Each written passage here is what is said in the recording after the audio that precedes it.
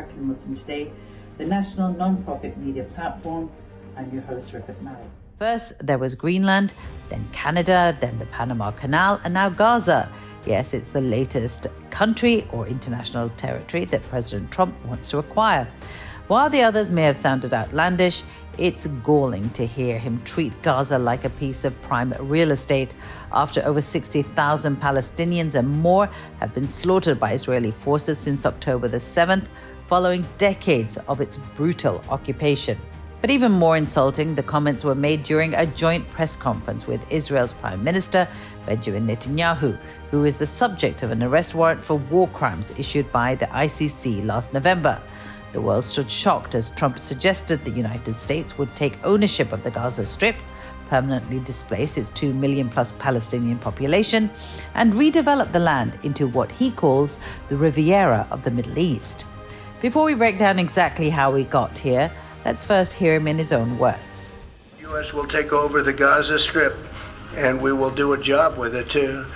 We'll own it and be responsible for dismantling all of the dangerous unexploded bombs and other weapons on the site, level the site and get rid of the destroyed buildings, level it out, create an economic development that will supply unlimited numbers of jobs. It was the real estate developer turned president's Jewish son-in-law, Jared Kushner, come Middle East envoy, who first touted the idea of development opportunities in Gaza.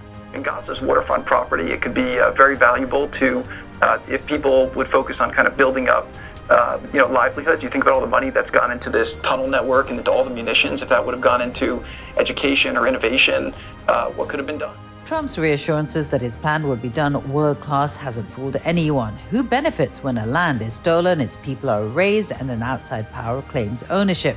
Certainly not the Palestinians. This plan comes as negotiations continue between Israel and Hamas, with a fragile ceasefire in place. But instead of focusing on peace, Trump wants to ensure that Gaza's people are permanently expelled. He even suggested that other Arab countries should take them in, completely disregarding their right to remain in their homeland and any commitment to the US's two-state solution.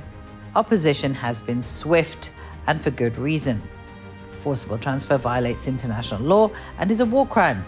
US Senator Chris Van Hollen called it out for what it was. He just said that it will be United States policy to forcibly displace 2 million Palestinians from the Gaza Strip. That is ethnic cleansing by another name. He said the United States would then own the Gaza Strip and that we would develop the Gaza Strip and that other countries would take these Palestinians. He says he's talked to a lot of people and they think it's a great idea. Important allies like Saudi Arabia and its leader, Mohammed bin Salman, have also rejected the idea. They are crucial to Trump's plans in the Middle East to push the Abraham Accords. It issued a statement within minutes, saying it rejected any attempts to displace the Palestinians from their land. Saudi Crown Prince Mohammed bin Salman has affirmed the kingdom's position in a clear and explicit manner that does not allow for any interpretation under any circumstances. Several European leaders joined the chorus of disapproval. Britain's newly elected Labour Prime Minister Keir Starmer said this. They must be allowed home. They must be allowed to rebuild, and we should be with them in that rebuild on the way to a two-state solution. German Foreign Minister Annalena Baerbock said the Gaza Strip belongs to Palestinians and their expulsion would be unacceptable and contrary to international law. France's Foreign Ministry spokesperson Christophe Lamont said France reiterates its opposition to any forced displacement of the Palestinian population of Gaza, which would constitute a serious violation of international law, an attack on the legitimate aspirations of the Palestinians, but also a major obstacle to the two-state solution and a major destabilizing factor for our close partners Egypt and Jordan, as well as for the entire region. Back in the US, outside the White House, protesters made their voices heard. Hundreds gathered in Washington chanting, "Palestine is not for sale." And last night, outside the US Embassy in Tel Aviv, massive protests broke out as hundreds of Israelis, including former hostages, demanded urgent action for the release of captives still held in Gaza. It's hard to imagine any of them welcoming Trump's plans, which can only destabilize a very fragile situation. Many demonstrators expressed their anger at Prime Minister Netanyahu, calling his government a regime of destruction and evil. Despite 15 months of hell in Gaza, with entire families wiped out and the mass destruction of the region, when Palestinians are asked if they want to leave the land that they have lived in for generations, they say no. No to genocide, no to apartheid, and no to ethnic cleansing. It's important to show up because history repeats itself when people remain silent.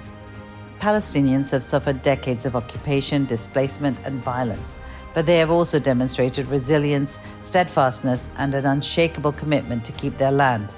Ethnic cleansing, colonization, imperialism, call it what you want, but this is a blatant, violent violation of human rights, and the world is watching.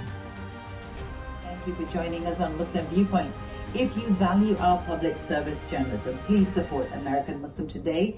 We're a 501c3 non-profit, and by following us on social media at American Muslim Today, or you can donate at AmericanMuslimToday.com. Before you go, don't forget to hit that subscribe button. Until next time, I'm Rifat Malik.